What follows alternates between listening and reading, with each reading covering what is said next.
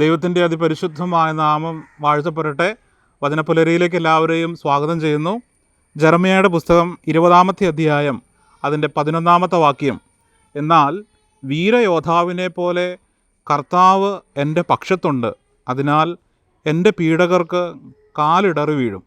സ്നേഹമുള്ളവരെ, വചനം നമ്മളോട് പറയുന്നു, ഒരു യോദ്ധാവിനെ പോലെ കർത്താവ് എൻ്റെ കൂടെയുണ്ട് എന്ന്. ഒരു യുദ്ധം ചെയ്യാനായിട്ട് ഒരുങ്ങുമ്പോൾ വലിയ ഒരു യോദ്ധാവ് എൻ്റെ കൂടെ ഉണ്ട്, പിന്നെ എന്തിനാണ് നമ്മൾ പേടിക്കുന്നത്?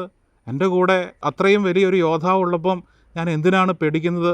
പക്ഷേ നമ്മളിൽ പലർക്കും ഭയമാണ്, ഈ ലോകത്തെ തന്നെ ഭയമാണ്, വചനം സംസാരിക്കാൻ ഭയമാണ്, വചനത്തിൽ ജീവിക്കാൻ ഭയമാണ്. നമ്മൾ ഒന്നിനെയും പേടിക്കേണ്ട കാര്യമില്ല.